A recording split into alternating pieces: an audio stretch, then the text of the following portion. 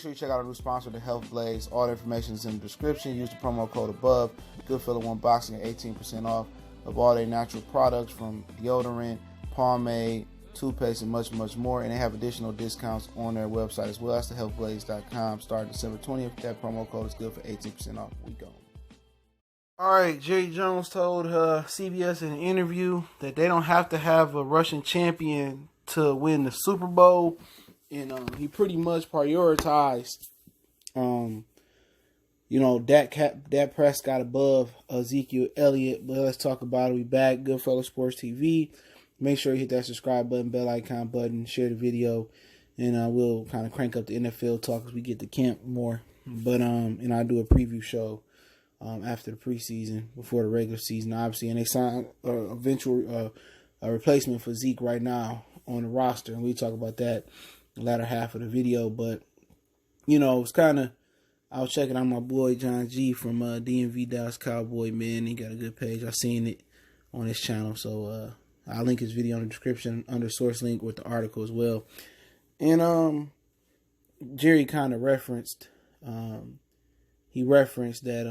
Emmitt Smith was the first Russian champion to that won the Russian, regular season Russian champion that won the Super Bowl. Before that, it was never a guy that held a regular season Russian title that won a Super Bowl. I didn't know that. And I think Terrell Davis, and after that, ended up doing it as well. And, he said before that, it was never won before Emmitt. And Emmitt, I think, held out the very next season. And then they went like 0-2 or whatever it was, 0-3. And then they actually paid Emmitt.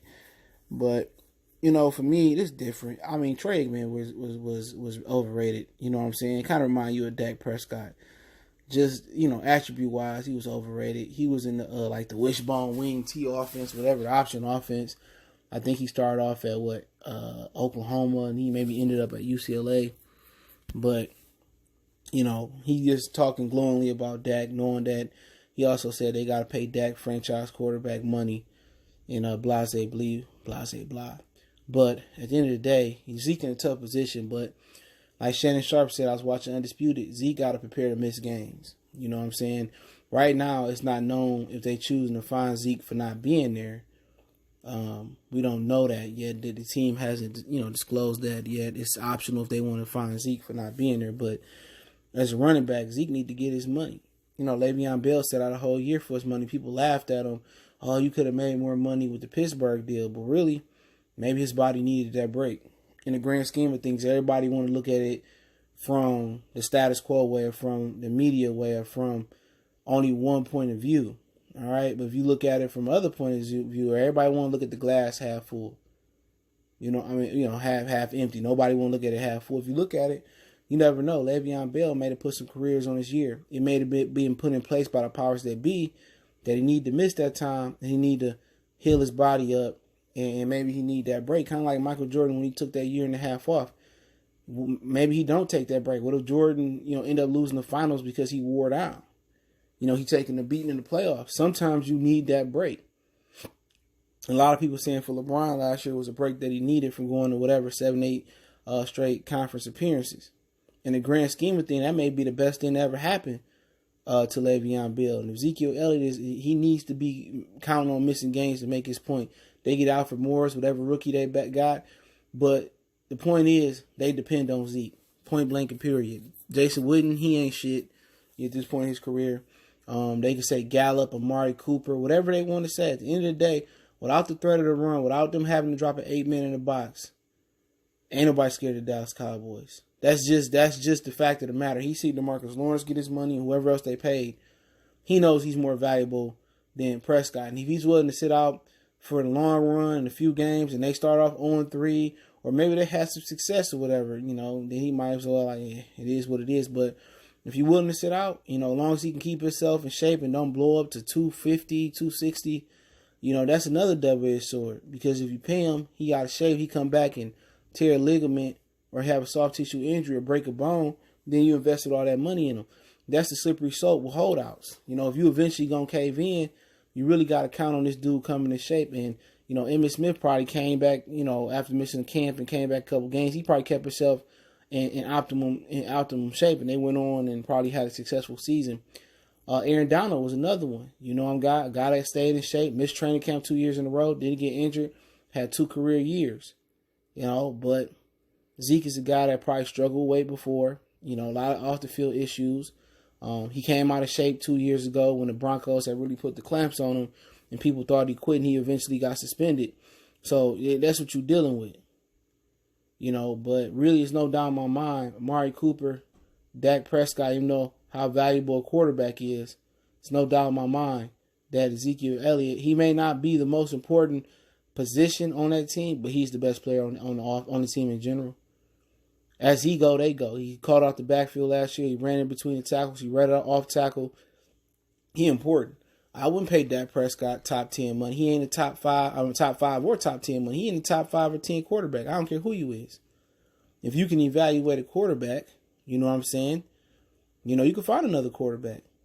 But understand they like his intangibles, his leadership, but he can win all these games in a row, all his games, 31 games, most wins since he came into the league, second most wins since he came in the league. But what has he won? He won 1 playoff game versus the Seahawks. He's shown the inability to push the ball down the field. You know? But apparently they signed Alfred Morris to be the replacement.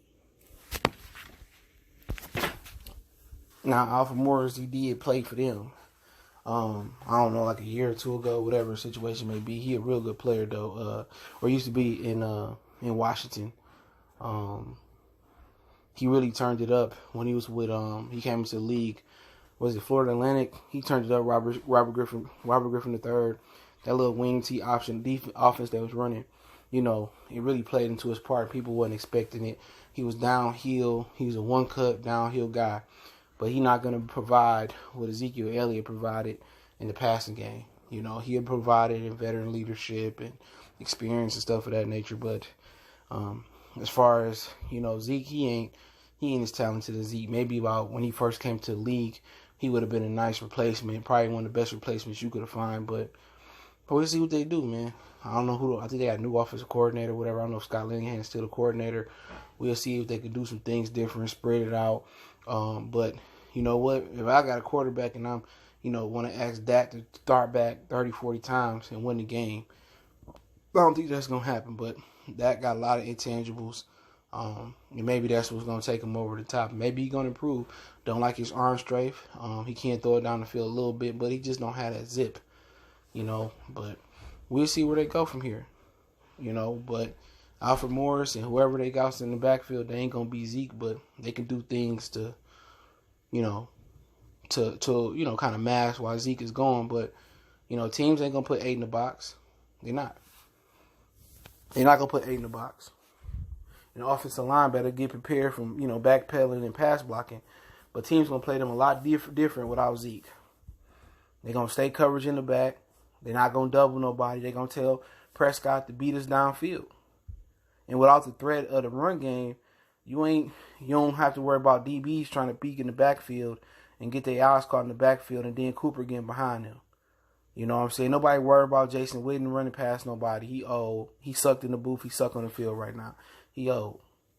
Nobody worry about no of the running backs come out the backfield, not that I know of. They ain't worry about Alfred Morris or whoever else got a guy in the backfield. Michael Gallup, he can get deep, but guess what? We can play coverage, individual coverage, and we can play extra coverage down there because we ain't got to worry about putting 8, 9 in the box. See, they can play Dallas a lot different without Zeke, and Prescott gonna have to go back there.